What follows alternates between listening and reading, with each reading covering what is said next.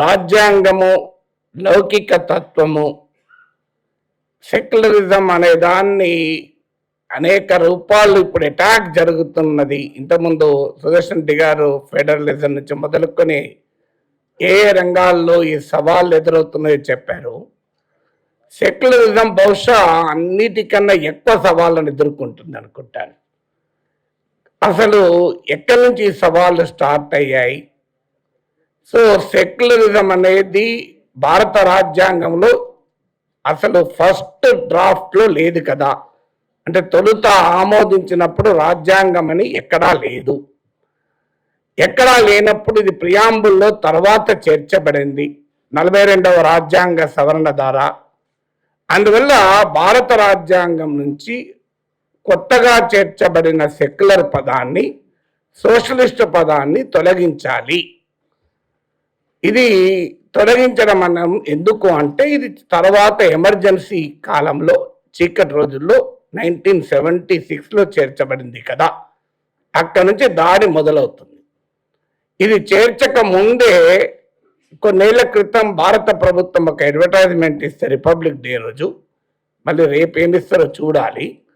అందులో ప్రియాంబుల్ని పేపర్లో అడ్వర్టైజ్మెంట్లో ఈ సెక్యులర్ సోషలిస్ట్ పదాలను డ్రాప్ చేసి అడ్వర్టైజ్మెంట్ ఇచ్చేశారు. పెద్ద వివాదం అయితే మేము ప్రియాంబుల్ ఆమోదించిన నాడు ఏది ఉందో అదే ఇచ్చామన్నారు. అందులో సెక్యులర్ సోషలిస్ట్ అనే పదాలు లేవు కదా. అందువల్ల ఇది తర్వాత చేర్చబడిన పదాలు. దీనికి అంబేద్కర్ వ్యతిరేకము. అంబేద్కర్ సెక్యులర్ అన్న పదాన్ని రాజ్యాంగంలో చేర్చడాన్ని వ్యతిరేకించారు. సోషలిస్ట్ అన్న పదాన్ని చేర్చడాన్ని వ్యతిరేకించారు. ముందుగా ఈ రెండు ఆరోపణలను చేస్తూ రాజ్యాంగం నుంచి సెక్యులర్ అన్న పదాన్ని తొలగించాలనే ప్రయత్నం జరుగుతోంది. నా నమ్మకం ఇదే ప్రభుత్వం మరోసారి అధికారంలోకి వస్తే బహుశా అన్నంత పని కూడా చేస్తారు, అనుమానమే లేదు. మరి ఇది నిజమా? మొదలు అంబేద్కర్ ఈ సెక్యులర్ రాజ్యాంగం ఉండకూడదని నిజంగానే భావించాడా? ఎందుకంటే మన దేశంలో అంబేద్కర్ కోట్లాది మంది ప్రజలకు పూజనీయుడు గనక ఆయన పేరు చెప్పితే ఏదైనా లెజిటిమసీ వస్తుంది. ఇది ఒక ఆలోచన. అందుకే అంబేద్కర్ను తీసుకొస్తున్నారు. అంబేద్కర్ నిజంగానే మతవాదాన్ని, మెజారిటీ మతోన్మాదాన్ని సమర్థించాడా? అంబేద్కర్ రైట్స్ ఆఫ్ మైనారిటీస్ అనే రచనలో ఫండమెంటల్ రైట్స్ సబ్ కమిటీకి ఇచ్చిన దాంట్లో మాట అంటాడు, మన దేశంలో మెజారిటీ మైనారిటీని ఆధిపత్యం కలిగి ఉండడం డివైన్ రైట్గా భావిస్తున్నారు. అధికారాన్ని మెజారిటీ అప్రోప్రియేట్ చేస్తే అది నేషనలిజం అంటారు. ఆ అధికారంలో మాకు పాత్ర కావాలని మైనారిటీ అంటే అది కమ్యూనలిజం అవుతుంది మన దేశంలో అన్నాడు. ఇది అంబేద్కర్ అన్నాడు. If the majority wants to appropriate the power, it is nationalism. If minority wants a share in power, it becomes communalism అన్నాడు. ఎక్కడ మరి అంబేద్కర్ సమర్థించాడు మెజారిటీ మతవాదాన్ని? ఈవెన్ అంబేద్కర్ ఏమన్నాడు? వాస్తవంగా ఈ చర్చ జరిగింది భారత రాజ్యాంగ నిర్ణాయక సభలో, కాన్స్టిట్యూంట్ అసెంబ్లీలో సెక్యులర్ అన్న పదాన్ని చేర్చాలా వద్దా అనే పెద్ద డిబేట్ నడిచింది. ఆ డిబేట్ మీరు కాన్స్టిట్యూంట్ అసెంబ్లీ డిబేట్స్ కనుక చదివితే 3 రకాల వాదనలు కాన్స్టిట్యూంట్ అసెంబ్లీలో వినబడ్డాయి. మొదటి వాదన సెక్యులర్ అనే పదం ఉండాలి రాజ్యాంగంలో అని. ప్రొఫెసర్ కేటీ షా లాంటి వారు రాజ్యాంగంలో సెక్యులర్ అన్న పదం వాడాలి. ఎందుకంటే ఇప్పటి వరకు మనం చూస్తున్న, దేశంలో చూస్తున్న మత కల్లోలాలు చూస్తున్నాం. భవిష్యత్తులో వచ్చే ప్రభుత్వాలు ఎలా ఉంటాయో చెప్పలేము. అందువల్ల సెక్యులర్ అన్న పదాన్ని నిర్దేశించాలి అని ఆయన ఒక ప్రతిపాదన చేస్తారు. ఒక సెక్యులరే కాదు, సెక్యులర్, ఫెడరల్, సోషలిస్ట్ అన్న పదాలు ఉండాలి అని ప్రతిపాదిస్తారు. ఇది మొదటి వర్గం, అంటే సెక్యులర్ అన్న పదం ఉండాలి రాజ్యాంగంలో అని. రెండవ వర్గం ఏంటంటే అసలు సెక్యులర్ అన్న పదం ఉండకూడదు. భారతదేశం రిలీజియస్ సొసైటీ, మెజారిటీ ప్రజలు హిందువులు, హిందూ మతమే చాలా లౌకిక భావాలు కలిగిన మతం. అందువల్ల సెక్యులర్ అనే భావన కాదు, లక్షణాలు కూడా రాజ్యాంగానికి అవసరం లేదు. ఇన్ ది రిలీజియన్కు ప్రేమసీ ఉండాలి అని కొంతమంది వాదించారు. ఇక మూడవ సెక్షన్ ఏంటంటే అసలు సెక్యులర్ అన్న పదం వాడాల్సిన అవసరం ఏంటి, ఇది వాగాడంబరము కదా, రాజ్యాంగాన్ని చూస్తే అర్థమైతలేదా సెక్యులర్ అని. ఆ మూడవ వర్గం అంబేద్కర్, జవహర్లాల్ నెహ్రూ వీళ్ళందరూ. ఇప్పుడు నా పేరు కె నాగేశ్వర్, నీ పేరులో మనిషి లేదు కనుక నువ్వు మనిషివి కాదు అనడానంటే ఏమన్నా అర్థం ఉంటుందా? నన్ను చూస్తేనే మనిషి అని అర్థం అవుతుంది కదా, ఇక పేరులో మనిషి అని ఎందుకు ఉండాలి? నాగేశ్వర్ అనే మనిషి అని అనాల్సిన అవసరం లేదు. సో అందువల్ల అది థర్డ్ సెక్షన్. దీనిపైన చాలా పెద్ద డిబేట్ నడిచాక అంబేద్కర్ ఏమంటాడు, వాస్తవంగా అంబేద్కర్ సెక్యులర్ అన్న పదం గురించి ఎక్కువ రిప్లై ఇవ్వడు. ఆయన రిప్లైలో సోషలిస్ట్ అన్న పదం గురించి చర్చ వచ్చినప్పుడు మాట్లాడతాడు. ఇప్పుడు భారత సమాజము సామ్యవాదాన్ని ఒక ఉత్తమమైన ఎకనామిక్ ఆర్గనైజేషన్గా భావిస్తోంది. కానీ మనము రాజ్యాంగంలో Liberty of thought, belief and action ఇచ్చాం, అంటే ఆలోచనల భావాల స్వేచ్ఛనిచ్చాం. కానీ రాజ్యాంగంలో సోషలిస్ట్ అన్న పదము రాసుకొని భావి సమాజాల ప్రజల్ని ఏ రకంగా భావాలు ఉండాలో మనం ఎలా నియంత్రిస్తాం? అందువల్ల we have to leave it to the people to decide the social and economic organisation which they want. అందుకొరకు సోషలిస్ట్ అన్న పదం ఉండకూడదు. అయినా భారత రాజ్యాంగంలోని మౌలికమైన రైట్ టు ఈక్వాలిటీ నుంచి మొదలుకొని డైరెక్టివ్ ప్రిన్సిపల్స్ వరకు సోషలిజాన్ని చెప్తున్నాయి కదా, మళ్ళీ సోషలిజం అని పేరు పెట్టడం ఇట్ ఈస్ సూపర్ ఫ్లియస్ అంటాడు. వాస్తవంగా సెక్యులరిజం గురించి కూడా అంబేద్కర్ సెక్యులర్ ఉండకూడదు నల్లే, ఇట్ ఈస్ సూపర్ ఫ్లియస్, ప్రత్యేకంగా చెప్పడం అవసరం ఏంటి అని. ఇప్పుడు ఏమంటున్నారు, అసలు రాజ్యాంగంలో సెక్యులర్ అన్న పదానికి అంబేద్కర్ వ్యతిరేకము, ఇదేదో నెహ్రూ పిచ్చి, ప్రతిదానికి భారతదేశంలో నెహ్రూ పిచ్చి అని రాళ్ళేయాలి. కానీ ఇది సర్దార్ పటేల్ ఆలోచన కాదు, అంబేద్కర్ ఆలోచన కాదు. అంబేద్కర్ పక్క పడదు, సర్దార్ పటేల్ ఏమన్నాడు చూద్దాం. సర్దార్ పటేల్కు బిఎం బిర్లా ఒక లేఖ రాస్తాడు. ఇక భారతదేశం స్వాతంత్రం రాబోతోంది, చివరికి ఈ సమస్యకు ఒక పరిష్కారం దొరికింది, మన నుంచి విడిపోతున్న భాగం ముస్లిం రాజ్యంగా పాకిస్తాన్గా ఏర్పడుతోంది, మనకిది సరైన సమయం, హిందుస్థాన్ హిందువుల దేశంగా ప్రకటించుకుందాం, హిందూ మతాన్ని రాజ్యమతంగా స్టేట్ రిలీజన్గా ప్రకటించుకుందామని సర్దార్ పటేల్కు బిర్లా లేఖ రాస్తే, బిఎం బిర్లా జూన్ 10, 1947లో సర్దార్ వల్లభాయ్ పటేల్ ఏం రాశాడు లేఖలో, అసలు ఇది సాధ్యము కాదు, భారతదేశంలో మైనారిటీ అనేక మతాలకు చెందిన ప్రజలున్నారు, వాళ్ళ హక్కులను కాపాడడం మెజారిటీ మతస్థుల బాధ్యత, రాజ్యానికి మతం ఉండాల్సిన అవసరము లేదు అన్నాడు. ఇది సెక్యులరిజం కాదా పటేల్ అన్నది? అంటే అంబేద్కర్ పేరు చెప్పి, సర్దార్ వల్లభాయ్ పటేల్ పేర్లు చెప్పి లౌకికవాదంపై దాడి చేసి, నెహ్రూ పేరు చెప్పి లౌకికవాదాన్ని ధిక్కరించటానికి జరుగుతున్న ప్రయత్నం ఇది. అందువల్ల మొదటిగా అంబేద్కర్ రాజ్యాంగంలో లౌకిక అన్న పదాన్ని చేర్చడాన్ని వ్యతిరేకించలేదు.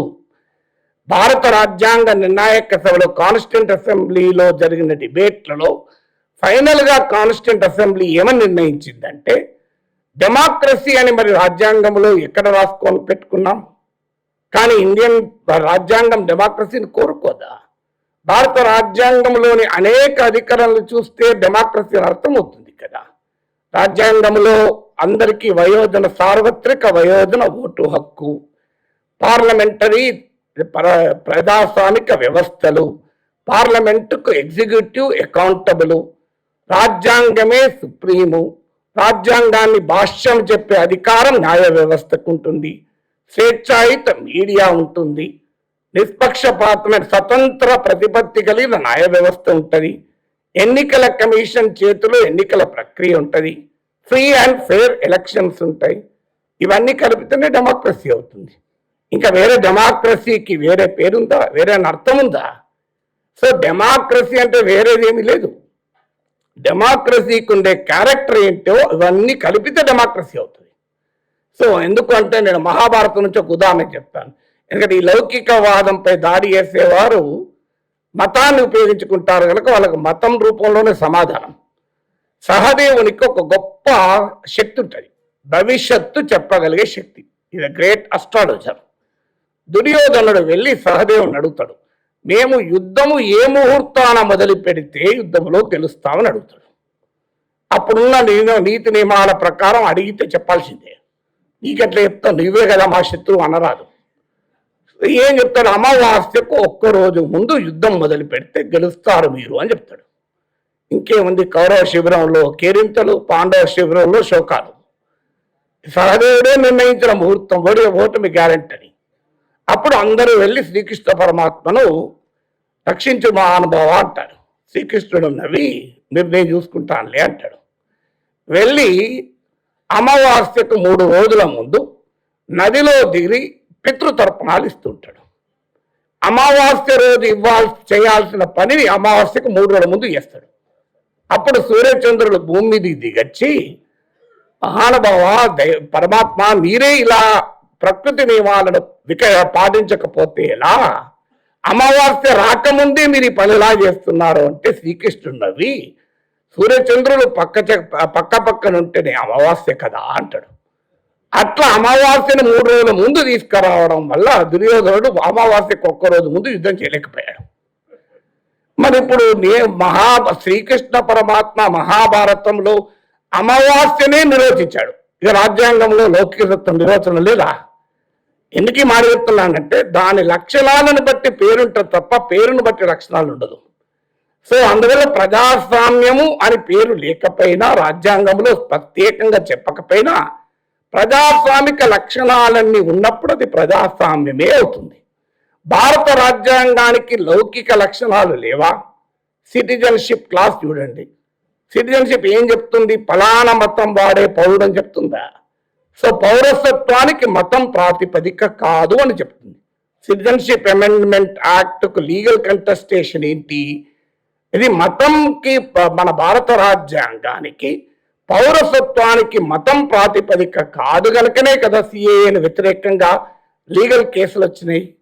అలాగే మీకు భారత రాజ్యాంగంలోని ఆర్టికల్ 14 to 16 చూడండి, రైట్ టు ఈక్వాలిటీ చెప్తోంది. ఆర్టికల్ 25, 26 చెప్తోంది freedom to profess, practice and propagate religion. Article 19 చెప్తోంది భావ ప్రకటన స్వేచ్ఛ, సమావేశం పెట్టుకునే స్వేచ్ఛ, వ్యాపారం చేసుకునే స్వేచ్ఛ, నిరసన తెలుపుకునే స్వేచ్ఛ. అసలు రాజ్యాంగ ప్రియాంబుల్లోనే liberty of thought, belief and action ఉంది. సో నీకు విశ్వాసాలు కలిగే స్వేచ్ఛనే భారత రాజ్యాంగం కల్పిస్తున్నప్పుడు ఇవన్నీ కలిపితే లౌకికవాదం కాక ఇంకేమవుతుంది లౌకికవాదం? అందువల్ల లౌకిక అనే పదాన్ని రాజ్యాంగములో చేర్చాలన్న డిమాండ్ వచ్చినా రాజ్యాంగ నిర్ణాయక సభ అంతిమంగా నిర్ణయించింది ఆ పదం ప్రత్యేకంగా చెప్పాల్సిన అవసరం లేదని. దీన్ని ఎలా వక్రీకరిస్తున్నారు? Founding fathers the constitution secular అన్న పదం పెట్టదలుచుకోలేదు అని. పచ్చి అబద్ధం. పెట్టాల్సిన అవసరము లేదు అనుకున్నారు తప్ప పెట్టదలుచుకోలేదు అనుకోలేదు. మీకు ఇంకోటి కూడా చెప్తాను. రాజ్యాంగ నిర్ణాయక సభలో in the name of God అని రాజ్యాంగాన్ని మొదలు పెడదామని ఇంతకుముందు పెద్దలు చెప్పారు, సుదర్శన్ రెడ్డి గారు. We the people of India, భారత ప్రజలమైన మనం అని మనం మొదలు పెట్టకూడదు. దేవుడు మనకు రాజ్యాంగం దేవుడి పేరిట మొదలు పెడదామని ఈ ప్రతిపాదన వస్తుంది. దేవుడే అంటున్నాం కదా, సెక్యులరిజమే కదా. దేవుడు అన్నాను తప్ప హిందూ దేవుడు అనలేదు, ముస్లిం దేవుడు అనలేదు కనుక అన్ని మతాల్లోనూ దైవమే కనుక దైవము పేరిట మనము రాజ్యాంగాన్ని మొదలు పెట్టడం లౌకిక భావాలకు కూడా వ్యతిరేకం కాదు కదా అని చర్చ జరిగింది. చర్చ జరిగితే రాజ్యాంగ సభ్యులు ఏమంటారు తెలుసా? ఒక సభ్యులు లేసి, నేను దేవుణ్ణి నమ్ముతాను, ఐఎమ్ బిలీవర్, కానీ మన దేశంలో దేవుని నమ్మని వారి హక్కుల సంగతి ఏంటి అని అంటాడు. దేవుని నమ్మని వారు కూడా ఉంటారు కదా, వాళ్ళకు కూడా హక్కులు ఉంటాయి కదా, వారికి రాజ్యాంగం వర్తించదా అంటాడు. అందువల్ల in the name of God అని రాజ్యాంగ రచన చెయ్యడం సెక్టేరియన్ అన్న నిర్ణయానికి వస్తారు. దీనిపైన నాకు గుర్తున్నంత వరకు సుదర్శన్ సరిచేయాలి. ఓటింగ్ జరిగితే in the name of God అని పెట్టకూడదు అని మెజారిటీ నిర్ణయిస్తుంది. చూడండి, మరి ఇంత లౌకికవాదం కాకపోతే ఇంతకన్నా మించి లౌకికవాదం ఇంకోటి ఉంటుందా? అప్పుడు ఒక చర్చ వస్తుంది, ప్రమాణ స్వీకారం ఎట్లా చేయాలి అని. ఓత్ ఆఫ్ ఆఫీస్, ఇప్పుడు మేమందరం ఇక్కడ ఉన్న ఎమ్మెల్సీలు మేమందరము ప్రమాణం చేశాం. మరి ప్రమాణము దైవ సాక్షిగాని ఉండాలా ఉండద్దా? మరి లౌకికవాదము గనక రాజ్యాంగములో సెక్యులర్ అని పదము లేకపోయినా సెక్యులర్ భావాలు ఉన్నప్పుడు దేవుడి పేరిటనే రాజ్యాంగం ఉండకూడదు అని అనుకున్నప్పుడు మరి దైవ సాక్షిగా ఎట్లా ప్రమాణం చేస్తాం రాజ్యాంగ పదవులకు అని చర్చ వచ్చింది. అప్పుడు ఒక క్లారిఫికేషన్ రాజ్యాంగ నిర్ణయ సభ ఏమిచ్చిందంటే, ఒక వ్యక్తి చేసే ప్రమాణము ఆయన వ్యక్తిగత విశ్వాసానికి సంబంధించింది. లౌకికవాదం వ్యక్తిగత విశ్వాసాలను వ్యతిరేకించదు. రాజ్యానికి మాత్రమే మతం ఉండకూడదని చెప్తుంది తప్ప వ్యక్తికి మతం ఉండకూడదని లౌకికవాదం చెప్పదు. అందుకొరకు ఒక వ్యక్తి తాను ప్రమాణం చేసేటప్పుడు తాను సంపూర్ణంగా విశ్వసించే దానిపైన ప్రమాణం చేసే హక్కు ఆయనకు ఉంటుంది. రాజ్యాంగము వ్యక్తిగత విశ్వాసాలకు హక్కులు కల్పించినప్పుడు ఆ విశ్వాసాల సాక్షిగా ప్రమాణం చేసే హక్కు కూడా రాజ్యాంగం ఇస్తుంది అని చెప్తారు. ఇచ్చి ఇంకోటి ఏమంటారు, మరి ఆ విశ్వాసం లేని వారి సంగతి ఏంటి? అందుకే ఏమంటారు అంటే దైవ సాక్షిగానే కాదు మనస్సాక్షిగా కూడా ప్రమాణం చేయొచ్చు అని చెప్తారు. మనస్సాక్షిగా ప్రమాణం చేయొచ్చు, దైవ సాక్షిగా ప్రమాణం చేయొచ్చు. నేను కనుక శాసన మండలిలో తప్పుడు పనులు చేస్తే దేవుడికి చెడ్డ పేరు రావద్దని నేను మనస్సాక్షిగా ప్రమాణం చేసిన. మధ్యలో దేవుడు బదనాం కావాలని అంటే నాకు దైవభక్తి ఎక్కువ కనుక నేను చేసే తప్పుడు పనులకు దేవుడు బ్లేమ్ కాకూడదని విశ్వసించి దైవ సాక్షిగా కాక మనస్సాక్షిగా ప్రమాణం చేసిన. సో నాకు హక్కిచ్చింది రాజ్యాంగం. అంటే చూడండి, ఇన్ని ఉదాహరణలు మన కళ్ళ ముందటుంటే లౌకికవాదం కాదని మరి ఎందుకని సెక్యులర్ అన్న పదాన్ని చేర్చలేదు? కేవలం ఒక కారణము సూపర్ఫ్లూయస్, బాగా ఆడంబరం, మళ్ళీ చెప్పలేదు. రెండు, సెక్యులరిజం ఇస్ ఎలాస్టిక్. అంటే లౌకికవాదాన్ని ఎలా నిర్వచించాలి, హౌ టు డిఫైన్ సెక్యులర్, దాన్ని ఎలా బంధించాలి ఒక నిర్వచనంలో, ఇది కష్టమని భావించడం ఒకటైతే మన దేశము జవహర్లాల్ నెహ్రూ మాట అంటాడు, the biggest challenge of independent India ఏంటి అని అడుగుతారు. ఆయనలో అడిగితే to build a secular state in a deeply religious society అంటాడు. అంటే బలమైన మత విశ్వాసాలు కలిగిన సమాజంలో లౌకిక దేశాన్ని నిర్మించడమే, లౌకిక రాజ్యాన్ని నిర్మించడం అతిపెద్ద సవాల్ అంటాడు. అంటే ఇండియన్ సొసైటీ డీప్లీ రిలీజియస్, భారతదేశంలో మత విశ్వాసాల బలం ఎక్కువ. ఇలాంటి మత విశ్వాసాలు బలంగా ఉన్నటువంటి దేశంలో ఒక సెక్యులర్ అన్న పదాన్ని ప్రత్యేకంగా మెన్షన్ చేయడం ద్వారా ఇది మతానికి వ్యతిరేకము రాజ్యాంగము అన్న భావన ఎక్కడ కలుగుతుందో అన్న అనుమానం కూడా మన రాజ్యాంగ రచయితల్లో ఉండేది. అంటే ఎక్కడ ఇది యాంటీ రిలీజన్ గా భావిస్తారేమో అని, అందుకే ఆ పదము పెట్టాల్సిన అవసరము లేదని భావించారు. సో ఇది మొదటి పార్ట్ మనకు అర్థం కావాల్సింది. ఎందుకంటే ప్రధానమైన అటాక్ రాజ్యాంగములో సెక్యులర్ పదము లేదు కదా, అది తర్వాత చేర్చబడింది కదా, అందువల్ల inherently constitution is not secular అనే వాదన ప్రస్తుత పాలకుల నుంచి బాగా వినపడుతుంది. ఇక రెండవ పాయింట్, మరి 42nd కాన్స్టిట్యూషనల్ అమెండ్మెంట్ ద్వారా పెట్టారు, అది ఎమర్జెన్సీలో తెచ్చారు నిజమే. కానీ ఎమర్జెన్సీలో 42nd కాన్స్టిట్యూషనల్ అమెండ్మెంట్ ఒక సెక్యులర్ సోషలిస్ట్ పదమే కాదు, అది రాజ్యాంగంలోని అనేక అంశాలను మార్చింది. ఆమ్నిబస్ అమెండ్మెంట్ అంటారు దాన్ని సరిచేస్తూ జనతా పార్టీ అధికారంలోకి వచ్చాక 44th కాన్స్టిట్యూషనల్ అమెండ్మెంట్ వస్తుంది. ఈ 44th constitutional amendment 42nd constitutional amendment చేసిన చాలా వాటిని మార్చేస్తారు. కానీ సెక్యులర్ సోషలిస్ట్ అన్న పదాలను చేర్చిన దాన్ని తొలగించరు. ఆ జనతా పార్టీ ప్రభుత్వంలో ప్రస్తుత అధికారంలో ఉన్న పార్టీ యొక్క పూర్వ రూపం కూడా అందులో భాగం.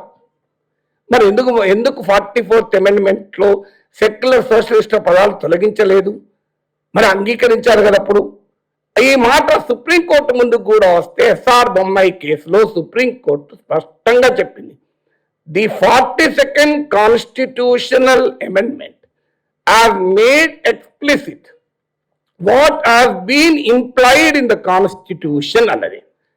The secularism is embedded in the constitutional philosophy అని సుప్రీంకోర్టు ఇచ్చిన తీర్పు. అంటే లౌకిక తత్వం అనేది భారత రాజ్యాంగ అంతర్లీన స్వభావంగా ఇప్పటి వరకు ఉంటూ వచ్చింది.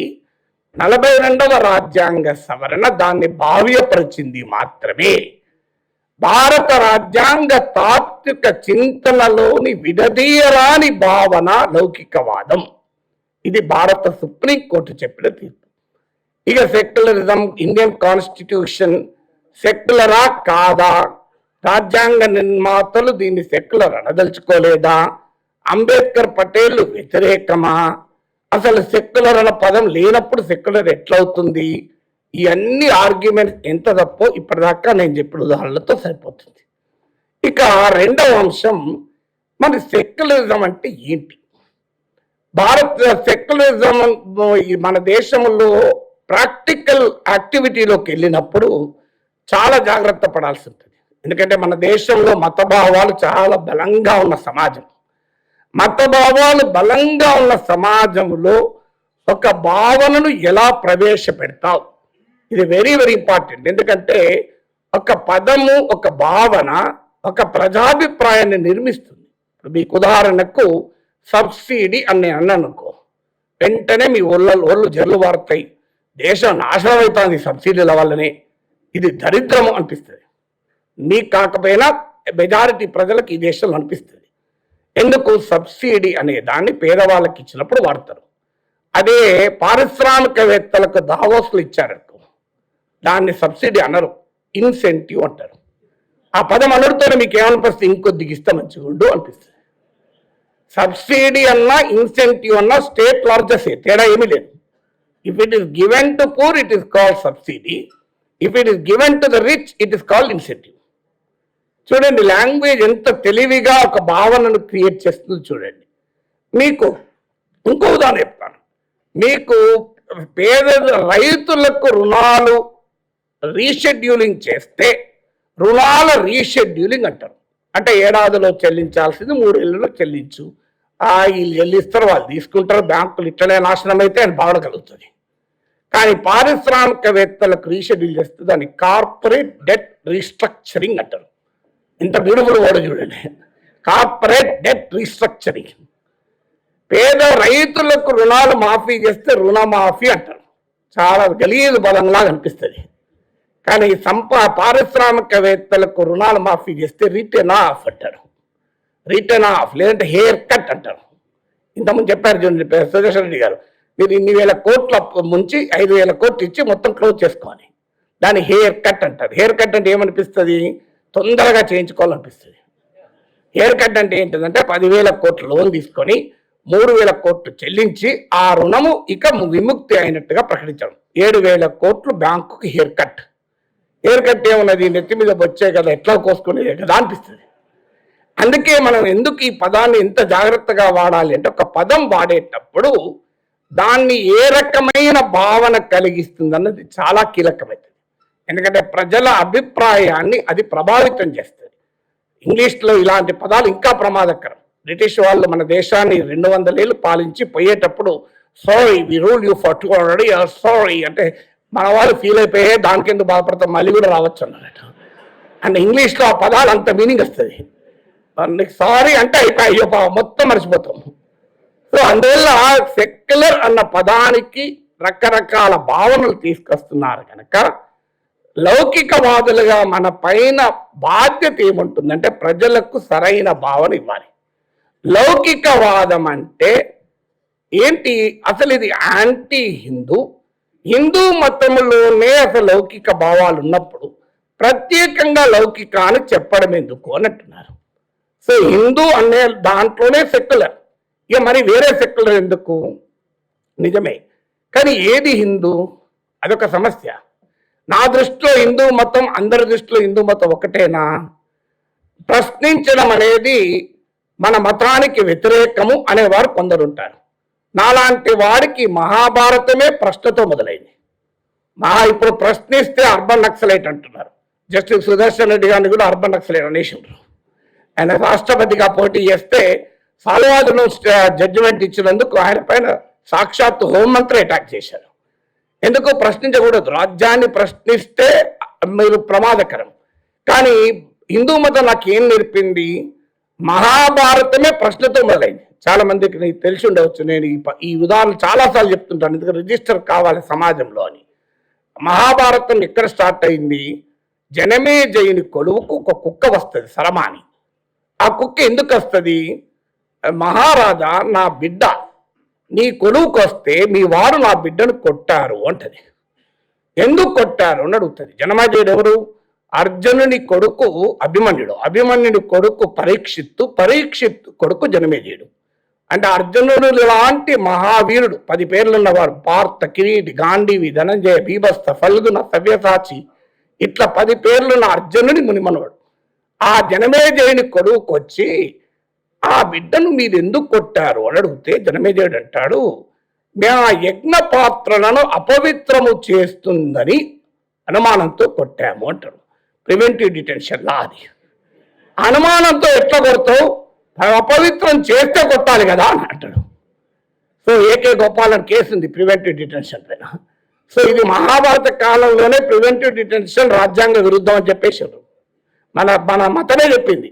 అయినా ప్రివెంటివ్ డిటెన్షన్ కింద అరెస్ట్ చేస్తున్నారు. అప్పలరాజు అనే రైతును ప్రివెంటివ్ డిటెన్షన్ కింద అరెస్ట్ చేసి జైల్లో పెట్టారు. చంద్రబాబు నాయుడుకి చెప్పాలి, అయ్యా మహాభారతం చదువు అని. సో మహాభారతంలోనే ఉంది ప్రివెంటివ్ డిటెన్షన్ తప్పని. సో ఆ కుక్క అడుగుతుంది, మరి నరేంద్ర మోడీ జనమేజయుడు కన్నా గొప్ప చక్రవర్త, నాగేశ్వర ఎవరు కుక్క కన్నా తక్కువనా? నాకు ప్రశ్నించే హక్కు లేదా? సో నా మతం నాకు ప్రశ్నించమని నేర్పింది. కానీ ప్రశ్నిస్తే రాజద్రోహం కేసులు పెడుతున్నారు మన దేశంలో. మరి ఇది హిందూ మతం అంగీకరిస్తుందా? సో హిందూ మతం అంగీకరిస్తుందా? హిందూ మతం ఎంత గొప్పగా చెప్పినా కూడా ఉన్నాయి. మరి హిందూ మతంలో అన్ని ఉన్నాయి, మనకు కావాల్సినవి తీసుకుంటే ఎట్లా? సో హిందూ మతంలో మీకు భగవద్గీతలో 7వ అధ్యాయంలో 21వ శ్లోకంలో ఏమంటాడు శ్రీకృష్ణ పరమాత్మ? ఎవరి యందు భక్తి విశ్వాసాలు కలిగి ఉన్నారో వారి యందు భక్తి విశ్వాసాలను నేనే కల్పిస్తున్నాను అర్జున అంటాడు. అంటే ఏంటిది? అల్లా పైన భక్తిని, యేసు ప్రభు మీద భక్తిని కూడా శ్రీకృష్ణ పరమాత్మ కల్పిస్తున్నాడు. ఇది భగవద్గీత చెప్తోంది. సో మరి ఇది చెప్పినప్పుడు మీరు ఎలా మరి హిందూ మతంలో ఈ సార్వజనీనమైన సార్వత్రిక విలువల్ని మీరు అంగీకరిస్తారా అని అడుగుతున్నా. అంగీకరిస్తే నిజంగానే లౌకిక అన్న పదం అవసరం లేదు. హిందూ మతంలోనే లౌకిక భావాలు ఉన్నాయి. హిందూ మతంలో లౌకిక భావాలే కాదు, నిచ్చెన మెట్ల కుల వ్యవస్థ కూడా ఉంది హిందూ మతంలోనే. సో అందువల్ల మీరు ఏది మతము ఏది రాజ్యాంగము అన్న దానికి తేడా ఉండాలి అనేది ముఖ్యమైన అంశం. అందువల్ల హిందూ మతం అనేది అందరికీ ఒకటి కాదు. హిందూ మతంలో గొప్ప అంశాలు అన్నమాట నిజం. కానీ హిందూ మతం గొప్పది గనక ఇక ఆ దేశ రాజ్యాంగాన్ని లౌకిక రాజ్యాంగంగా ఉండాల్సిన అవసరము లేదు అనేది అర్థరహితమైన వాదన. ఇక మరి సెక్యులరిజం అనేది మతానికి వ్యతిరేకము. కానీ మనకు అర్థం కావాల్సింది అసలు ఏంటి, ఎందుకు? గౌతమ బుద్ధుడు కాలాము సుత్త అనే ఒక బోధనలో ఒక మాట అంటాడు. గౌతమ బుద్ధుని దగ్గరకు ఒక శిష్యుడు వచ్చి అడుగుతాడు. శిష్యుడు వచ్చి దేవుడు ఉన్నాడా అని అడుగుతాడు. అప్పుడు గౌతమ బుద్ధుడు ఏమంటాడు, ఒక కథ చెప్తాడు. ఒక వ్యక్తికి విషము పూసిన బాణము వచ్చి తాకింది. ఆ బాణము తొందరగా తీయకపోతే శరీరం అంతా విషం పాకే ప్రమాదం ఉంది. ఈ లోపల ఆయన బంధువులు మిత్రులు ఒక వైద్యుని పట్టుకొస్తారు. ఆ వైద్యుడు విషము పూసిన బాణాన్ని తీయాలని ప్రయత్నం చేస్తుంటే ఈ బాధితుడు అంటాడు, ఆ బాణము తీయద్దు, నాకు ముందు తెలవాలి ఈ బాణము వేసిన వాడు ఎవరు, వాడు ఏ రూపంలో ఉంటాడు, వాడు ఎంత ఎత్తుంటాడు, వాడు ఎంత బరువుంటాడు, వాడు ఎక్కడి నుంచి వచ్చాడు, వాడు ఈ బాణము తయారీకి ఏ పదార్థాలు వాడాడు, ఈ బాణానికి పూసిన విషం స్వభావం ఏంటి, ఇవన్నీ నాకు తెలిసిన తర్వాత నేను వైద్యం చేయాలి అంటాడు. వైద్యుడు ఇవన్నీ తెలిసే లోపల నువ్వు ఉండవు కదా అంటాడు. లేకపోయినా మధ్య నాకు ఇవి ముఖ్యం తెలవాలంటాడు. అయ్యా, దేవుడు ఉన్నాడా లేడా అనే దానికి నీ జీవితంలో నా జీవితంలో సమాధానం దొరకదు. కానీ దుఃఖము మన సమాజంలో ఉంది, మొదలు దాన్ని పరిష్కరించు అని చెప్తాడు. దుఃఖము అంటే కేవలం ఏడవడమే కాదు, సఫరింగ్ అని. గౌతమ బుద్ధుని భాషలో దుఃఖం అంటే సఫరింగ్. సో ఇలా లౌకికవాదులుగా మనం చెప్పాల్సింది ఏంటంటే, అయ్యా ఈ లౌకికవాదం ఏం చెప్తుంది? మతం వద్దని చెప్పదు, మతాన్ని అంతం చేయమని చెప్పదు. మతము నువ్వు విశ్వసించద్దు అని చెప్పదు. రాంగ్ ఒపీనియన్స్ సెక్యులరిజం మీద ఉంటుంది. Secularism doesn't teach anti religion. Secularism doesn't advocate abrogation of religion. Secularism doesn't advocate annihilation of religion. Secularism ఏం చెప్తుందంటే, అయ్యా దేవుడు ఉన్నాడా లేడా అది తాత్విక చింతనకు వదిలేయి, ఇప్పుడు పేదరికం ఉన్నది, అసమానతలు ఉన్నది, ఆకలి ఉన్నది, నిరుద్యోగం ఉంది, వీటిని మొదలు పరిష్కరించుకో అని చెప్తుంది. సో అందువల్ల సెక్యులరిజం అనేది రిలీజన్కు వ్యతిరేకము, సెక్యులరిజం హిందూ మతానికి వ్యతిరేకము అనే భావనను ఛేదించకపోతే డీప్లీ రిలీజియస్ సొసైటీ, బలమైన మత విశ్వాసాలున్న సమాజంలో లౌకికవాదాన్ని కాపాడుకోలేము. ఎందుకంటే ప్రజలు ఆకలినైనా భరిస్తారు కానీ దైవాన్ని మర్చిపోరు. ఇది భారతీయ సమాజం యొక్క లక్షణం. అందువల్ల విశ్వాసాలు కలిగిన ప్రజలు కూడా ఒప్పించాలి అంటే, అయ్యా లౌకికవాదం మతానికి వ్యతిరేకం కాదు, లౌకికవాదం నాస్తికవాదం కాదు. లౌకికవాదం చెప్పేది ఒకటే, అయ్యా నీ గౌతమ బుద్ధుడు చెప్పినట్లు దేవుడు ఉన్నాడా లేదా, ఏ దేవుడు ఉన్నాడు, అవన్నీ తాత్విక చింతన, దాన్ని చర్చించుకున్న అభ్యంతరం లేదు. కానీ ముందు సమాజం ఎదుర్కొనే సమస్యలకు మతము ద్వారా కాకుండా రాజ్యాంగం ద్వారా పరిష్కరించుకుందాం. అందువల్ల స్టేట్కు రిలీజన్ ఉండదు అని చెప్తున్నారు. మరి ఎందుకు ఉండదు? ఒక రాజనీతి శాస్త్రవేత్త అంటాడు ఎందుకు ఉండదు అనడానికి ఆయన 3 రీజన్ చెప్తాడు. స్టేట్కు రిలీజన్కు సంబంధం ఉండకూడదు అని. ఏంటంటే మొదటిది ఏం చెప్తాడంటే, state doesn't have the capacity to adjudicate which religious faith is supreme. అంటే ఏ మత విశ్వాసము గొప్పది అని తేల్చగలిగిన సామర్థ్యము రాజ్యానికి లేదు. ఇది మొదటిది. రెండవది, స్టేట్ ఒకవేళ తేల్చిన, ఈవెన్ ఇఫ్ స్టేట్ డిసైడ్స్ ఈ ఫేత్ కరెక్ట్ అని తేల్చింది అనుకుందాం, ప్రజలందరినీ ఆ మత విశ్వాసాన్ని కలిగి ఉండాలని చెప్పడం ద్వారా, బలవంతం చేయడం ద్వారా అది నిజమైన విశ్వాసం కాదు. Even if state can adjudicate, a belief will not be a genuine belief if it is under state coercion. అంటే రాజ్యమే ఫలానా మతాన్ని పాటించమని చెప్పితే అది నిజాయితీ కలిగిన మత విశ్వాసం కాదు. ఇది రెండో కారణం. మూడో కారణం ఏంటంటే, స్టేట్ అనేక మతాలు ఉన్నటువంటి సమాజంలో ఒక మతాన్ని రుద్దడము ద్వారా వచ్చే సోషల్ డిజార్డర్ చాలా ఎక్కువది. అంటే the social disorder due to coercive religion is much higher than accommodating diversity అంటాడు. అంటే ఈ 3 కారణాల రీత్యా మనలాంటి సమాజంలో రాజ్యానికి మతానికి సంబంధం ఉండకూడదు. అందువల్ల రాజ్యము మతానికి వ్యతిరేకం కాదు. మరి ఏం చెప్తుంది రాజ్యానికి మతానికి, సమాజానికి మతానికి? State and religion, society and religion. దీని గురించి సెక్యులరిజం ఏం చెప్తుంది? దీని ప్రకారం చెప్పేది ఏంటంటే, ఒకటి, state has no official religion. రాజ్యానికి అధికారికంగా ఏ మతము ఉండదు. ఇది మొదటిది. సెక్యులరిజం చెప్పే మొదటి సూత్రము, state has no official religion. రాజ్యానికి ఏ పర్టికులర్గా ఒక మతం ఉండదు.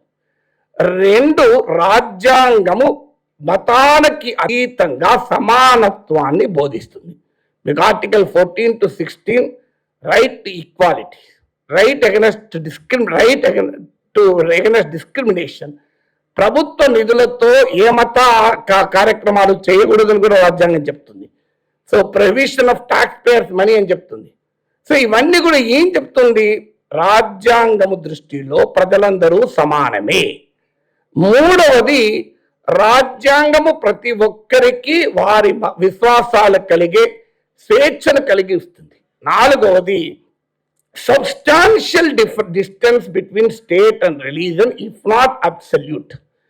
అంటే మన సమాజం వాస్తవంగా థామస్ జెఫర్సన్ లాంటి వాళ్ళు అమెరికన్ రాజ్యాంగంలో a wall between state and religion అంటారు. మీకు రాజ్యానికి మతానికి ఒక గోడ కట్టినట్టుగా తేడా ఉండాలని.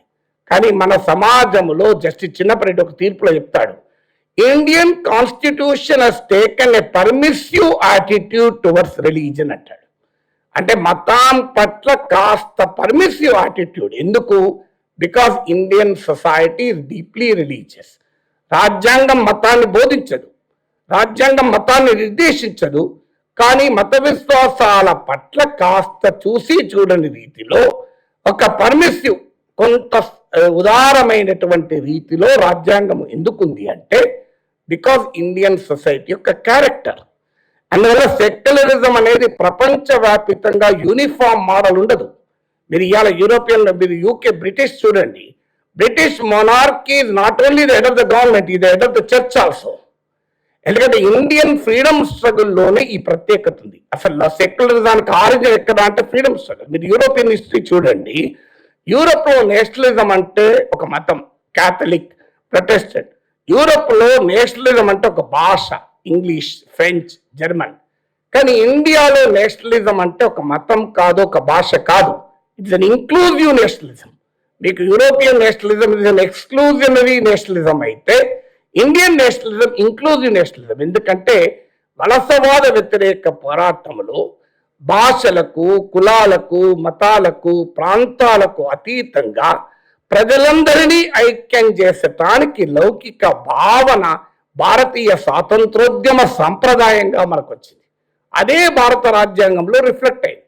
అలా నిజంగా చెప్పాలంటే సెక్యులరిజానికి మూలము not just the constitution, secularism as the basis and origin in India's freedom struggle. అక్కడి నుంచి ప్రారంభమై ఆ ఫ్రీడమ్ స్ట్రగుల్ ఇతోసే మనకు రాజ్యాంగంలో కనిపిస్తాయి. ఫ్రీడమ్ స్ట్రగుల్ వల్ల ఉండాల్సినటువంటి భావజాలనే మనకు రాజ్యాంగంలో కనబడతాయి. అందువల్ల రాజ్యము మతానికి ఉన్న సంబంధం ఏంటంటే ఇంతకుముందు నేను చెప్పిన 4 అంశాలు. 1, state are no official religion. 2, ప్రజలందరూ రాజ్యాంగం ప్రకారం సమానమే. 3, ప్రజలందరికీ మత విశ్వాసాలు కలిగే స్వేచ్ఛ ఉంటుంది. 4, రాజ్యము మతము మధ్య గోడ కట్టినంత తేడా ఉండకపోయినా ఒక సబ్స్టాన్షియల్ డిస్టెన్స్ ఉంటుంది అని. ఇది కాలక్రమేణా ప్రాక్టీస్లో ఎలా ఉంది తర్వాత సంగతి. ప్రాక్టీస్లో చాలా తేడా వచ్చిన మాట నిజం. ఇప్పుడు ఈ మధ్య ఆ సోమనాథ్ టెంపుల్ ప్రారంభిస్తూ నరేంద్ర మోడీ మాట అంటాడు. నెహ్రూ సోమనాథ్ దేవాలయ పునర్నిర్మాణాన్ని వ్యతిరేకించాడు, సోమనాథ్ దేవాలయానికి రాష్ట్రపతి వెళ్ళడాన్ని వ్యతిరేకించాడు, సెక్యులరిజం పేరిట హిందూ మతానికి ఎలా ద్రోహం చేశారు అని చెప్తారు. ఎంత అన్యాయం అంటే భారత ప్రధానమంత్రి స్థాయిలో అబద్ధాలు ఆడడం న్యాయమా? మీరు ఒక్కసారి హిస్టరీ చూడండి. జరిగింది ఏంటి?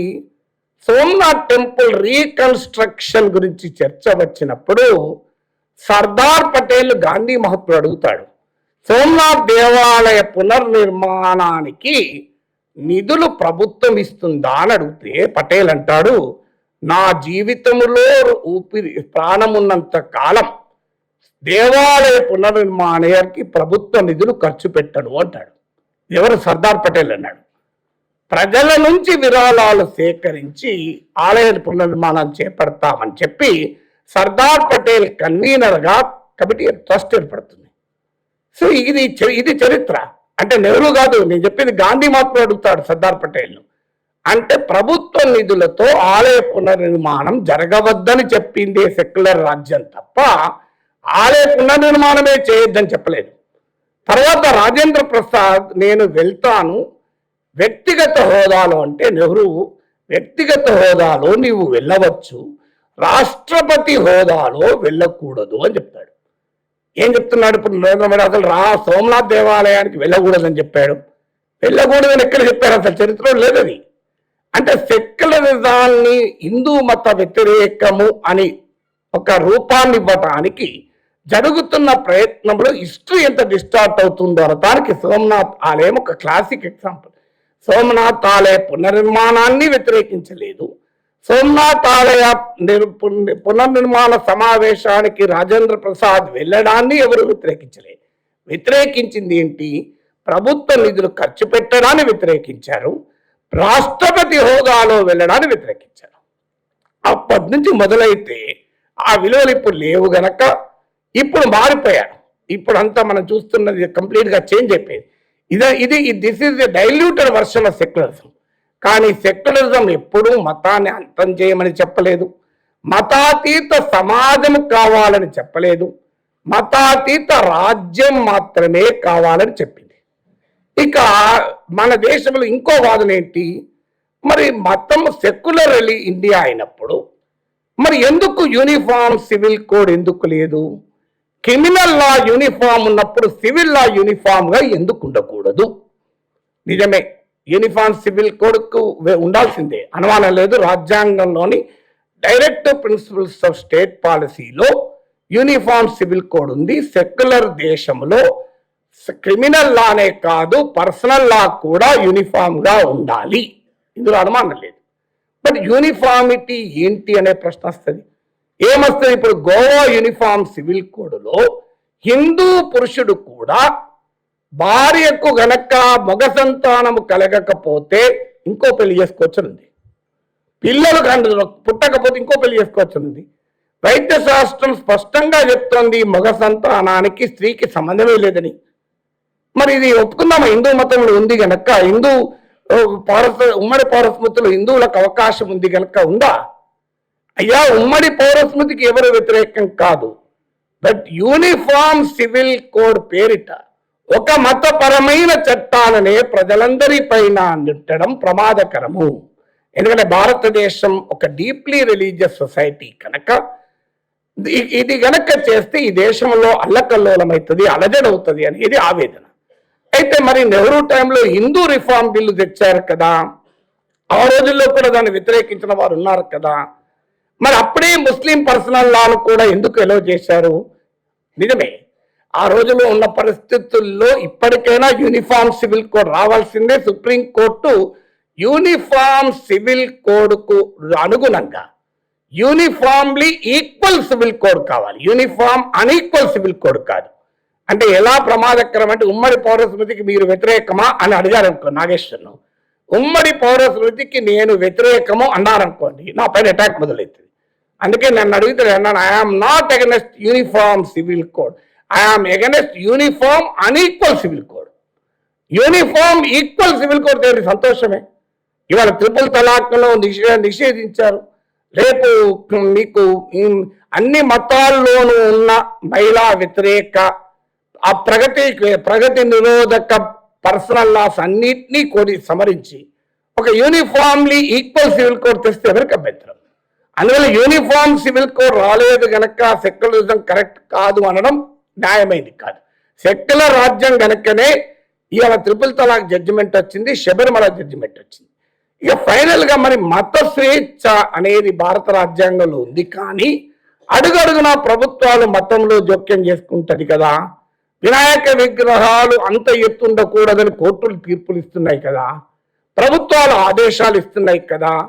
గ్రీన్ వినాయకులే కావాలి, మీరు పవర్ స్టాప్ ప్యారిస్ వినాయకులు ఉండకూడదు అని కోర్టులు ఎలా చెప్తున్నాయి, ప్రభుత్వాలు ఎలా చెప్తున్నాయి? ఇది మా మత విశ్వాసాల్లో జోక్యం కాదా? దీపావళి రోజు క్రాకర్స్ కాదకూడదని ఎలా తీర్పులు చెప్తున్నారు?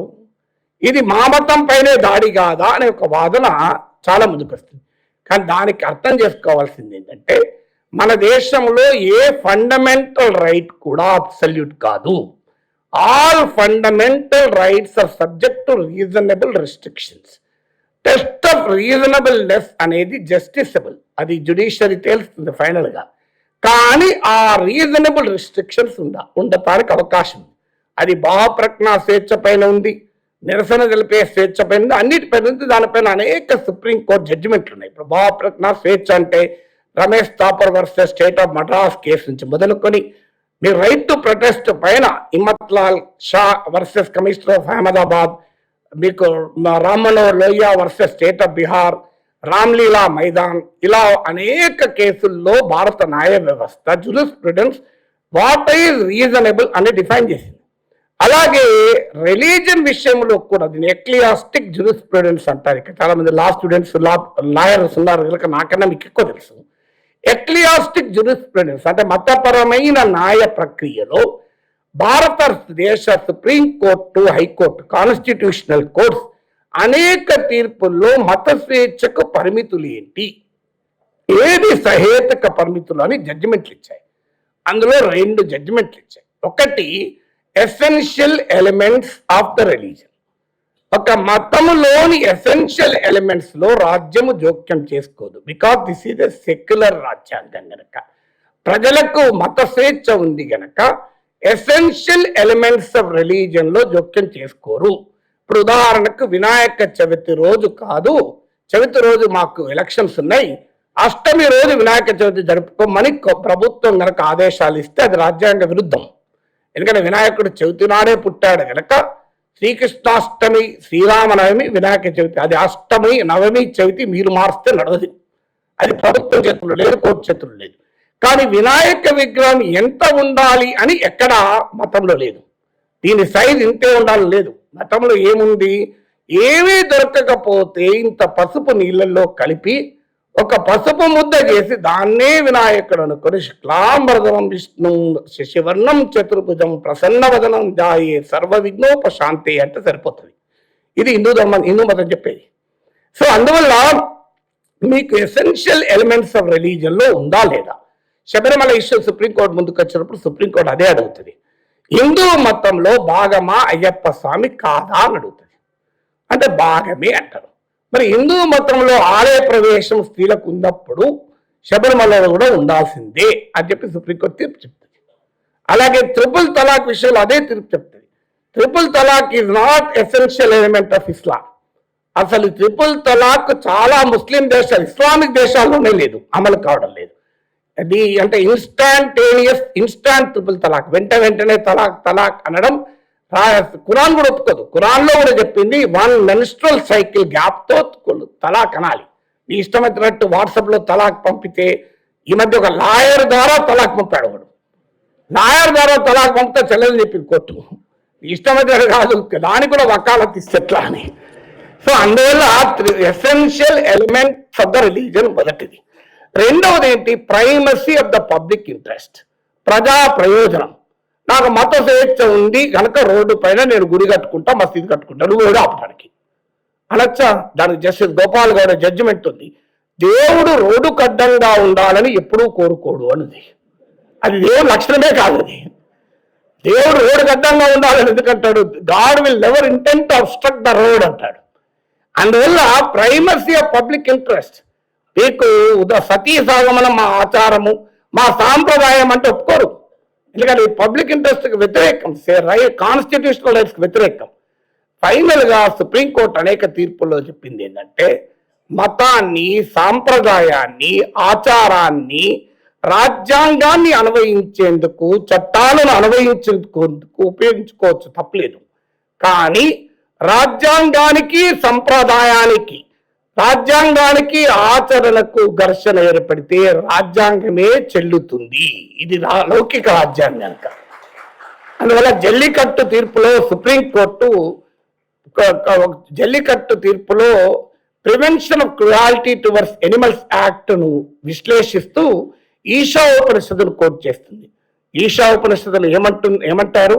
ఈ చరాచర జగత్తులో, ఈ సృష్టిలో ఏ జీవరాశికి మరో జీవరాశి పైన ఆధిపత్యాన్ని చెలాయించే హక్కే లేదు అని చెప్తుంది. ఇది మార్క్సిజంలా కనబడుతుంది. అంటే ఒక వ్యక్తి మరో వ్యక్తిని, ఒక దేశం మరో దేశాన్ని, ఒక వర్గం మరో వర్గాన్ని దోచుకోకూడదు అని మార్క్స్ అన్నాడు. ఈశా ఉపనిషత్తులో మార్క్సిజం కన్నా ఎక్కువ ఏ జీవరాశి ఇంకో జీవరాశి మీద చేయకూడదు అని చెప్పేసి, అసలు ఇంత గొప్పగా సామ్యవాద సూత్రం చెప్పింది ఉపనిషత్తులు. మరి ఉపనిషత్తు వ్యాఖ్యలు అంగీకరిస్తారా? సో మైనారిటీల పైన మూకదాడుల్ని ఉపనిషత్తు ఒప్పుకుంటుందా? మైనారిటీ మతస్థుల పైన మెజారిటీ మత ఆధిపత్యాన్ని ఉపనిషత్తు అంగీకరించదు. ఉపనిషత్తు ఏం చెప్తుంది? ఈ సమస్త జరాచర జగత్తులో, ఈ సమస్త సృష్టిలో ఏ జీవరాశి పైన మరో జీవరాశి ఆధిపత్యం చెలాయించకూడదు అని చెప్తుంది. ఇది సుప్రీంకోర్టు ఈ తీర్పును కోట్ చేస్తూ ఈశా ఉపనిషత్తు ఉపయోగిస్తుంది. కానీ ఫైనల్ గా రాజ్యాంగమే చెల్లుతుంది అని చెప్పి జంతు హింసను అంగీకరించే ప్రసక్తే లేదు. డాక్ట్రిన్ ఆఫ్ హ్యూమన్ నెసెసిటీ మినహా అంటది. చాలా మంది ఈ మధ్య మన ఆంధ్రలో కోడి పందాలప్పుడు ఇదే అన్నారు, చికెన్ కోసం కోడి తింటే తప్పు కాదు, కోడి పందాలు ఆడితే తప్ప అని. కానీ సుప్రీంకోర్టు చెప్పింది, అయ్యా డాక్ట్రిన్ ఆఫ్ హ్యూమన్ నెసెసిటీ, మనిషి తన జీవనం కొరకు చేసేది నేరం కాదు అని. ఇక ఫైనల్ గా మన దేశంలో సెక్యులరిజానికి ఒక లిమిటెడ్ నిర్వచనం ఇస్తారు. అదేంటంటే సర్వమత సహనము, మత సామరస్యము, సర్వధర్మ సంభవము. ఇది లౌకిక తత్వం అని. ఇది నిజమా? సో లౌకిక తత్వం మత సామరస్యాన్ని చెబుతుంది, కానీ మత సామరస్యమే లౌకిక తత్వం కాదు. Communal harmony is part of secularism. But secularism is not just communal harmony. Because mathematics లో subset and theory ఉంటుంది. So communal harmony is a subset of secularism. But secularism is not over and above communal harmony. ఎందుకంటే intolerance అంటే మీకు ఒక్క ఉదాహరణ చెప్పి ముగిస్తాను. Intolerance అంటే అసహనము ఉండకూడదు, సహనం ఉండాలి, సామరస్యం ఉండాలి. ఇతర మతాల పట్ల సహనము ఉండాలి, ఉండదు తప్పలేదు. సహనం ఎన్ని రకాలుగా ఉండాలో చెప్తాను. నాకు నా మతము కాకుండా వేరే మతం పట్ల కూడా నాకు సహనం ఉంటుంది, కానీ వాళ్ళు నేను చెప్పినట్టు వినాలి, నేను వాళ్ళను బాగా చూసుకుంటా. That is called patronising tolerance. అది సెక్యులరిజం ఒప్పుకోదు. నీకు టాలరెన్స్ ఉన్నది, నువ్వు పెద్ద భూస్వామి, నీ దగ్గర కూలీ పని చేస్తున్న వారికి చాలా ప్రేమగా చూసుకుంటావు, కానీ ఆ సంబంధం రాజ్యాంగం ఒప్పుకోదు. నువ్వు కరెక్టే, బాగా చూసుకుంటున్నా, నేను నా మతం గొప్పది, నీ మతం తక్కువది, కానీ తక్కువ మతమైనా నేను గౌరవంగా చూస్తాను నిన్ను. ఇది కూడా టాలరెన్సే. ఇది సెక్యులరిజం ఒప్పుకోదు. Tolerance by subjugation is not secularism. రెండవది టాలరెన్స్ డ్యూ టు ఇండిఫరెన్స్. నా మతం గొప్పది, నీ మతం పనికి మాలింది, నీ సావు నువ్వు సావు, నువ్వు నరకానికి పోతావు. ఇది కూడా టాలరెన్సే. నేను నిన్నేమన్నా, నీ నరకం నీకే. ఆ టాలరెన్స్ కూడా సెక్యులరిజం చెప్పదు. Tolerance due to disbelief. నేనేమోగా నమ్మను, అలాంటప్పుడు సహనమే కదా అన్ని మతాల పట్ల. టాలరెన్స్ బై మ్యూచువల్ రెస్పెక్ట్ అంటే రాజ్యాంగం ఏం చెప్తోంది, సెక్యులర్ విలువలు ఏం చెప్తాయంటే నా మతమే గొప్పది కాదు, అన్ని మతాలలోనూ వారికి నమ్మకం ఉంటే నాకు అభ్యంతరం ఉండకూడదు. Mutual respect. స్వామి వివేకానంద షికాగోలో ఇచ్చిన ఉపన్యాసంలో చెప్తాడు, నేను ఏ గడ్డపై నుంచి వచ్చానంటే నా మతములోనే ధర్మం ఉందని, సత్యం ఉందని కాదు, అన్ని మతాల్లోనూ సత్యం ఉందని నమ్మే గడ్డ నుంచి వచ్చినా అని చెప్తాడు వివేకానందుడు. రామకృష్ణ పరమహంస ఏమంటాడు, దైవం ఒకటే, దారులు వేరు అంటాడు. అంటే సెక్యులరిజం చెప్పేది ఏంటంటే నాట్ జస్ట్ టాలరెన్సే కాదు, టాలరెన్స్ విత్ రైట్స్. అంటే దయాదాక్షిణ్యాలతో మత విశ్వాసాలు కాదు, రాజ్యాంగం ఇచ్చే హక్కులను గౌరవించడం ద్వారా సహనాన్ని పాటించాలి అని. అందువల్ల సెక్యులరిజం పట్ల జరుగుతున్న ఈ దాడిని లోతుల్లోకి వెళ్ళి అర్థం చేసుకుని ప్రజలను ఒప్పించకపోతే సెక్యులరిజం పైన ఈ దాడి చాలా బలమైన దాడి, మిగతా అన్ని దాడుల కన్నా బలమైన దాడి. ఎందుకంటే సెక్యులరిజమే బలహీనపడితే, మతం ఆధారంగా ప్రజల్ని మొబిలైజ్ చేయడం మొదలు పెడితే ఇతర రకాల అన్ని సమీకరణలు దెబ్బతింటాయి. ఎందుకంటే ముంబై నగరంలో చూసాం, ముంబై నగరం ఒకప్పుడు బలమైన ట్రేడ్ యూనియన్ యుద్ధం ఉండే, పెద్ద బలమైన కార్మిక పోరాటాలు జరిగినాయి. కానీ ఒక్కసారి మతభావాలు శ్రామిక వర్గంలోకి ప్రవేశించాక అక్కడ శ్రామిక వర్గ ఉద్యమం మొత్తం బలహీనపడింది. అందువల్ల సెక్యులర్ సొసైటీని, సెక్యులర్ భావాల్ని సమాజంలో నిలబెట్టడం ద్వారా ప్రజల్ని ఇతర హక్కుల కొరకు పోరాడటానికి, ఐక్యం చేయడానికి అవకాశం ఉంటుంది. అందువల్ల రాజ్యాంగము కేవలం ఒక తాత్విక చింతన మాత్రమే కాదు, రాజ్యాంగం ఒక జీవన విధానం మాత్రమే కాదు, రాజ్యాంగం ప్రజల్ని సమీకరించి ప్రజల్ని పోరాటాల్లోకి నడిపించటానికి ఒక కరదీపిక లాంటిది. అందువల్ల రాజ్యాంగాన్ని పీపుల్ స్ట్రగుల్స్ కొరకు harness, we should harness the power of the constitution for building people struggles. ఆ దిశగా రాజ్యాంగాన్ని అర్థం చేసుకోవాలని కోరుతూ, రైట్ టు లైఫ్ కూడా fundamental right, right to food is part of right to life గనక, సో భోజన సమయం ఎక్కువ తీసుకోకూడదు, అది రైట్ టు లైఫ్ ఉల్లంఘించడం అని అవుతాను. So thank you very much friend for a patient hearing.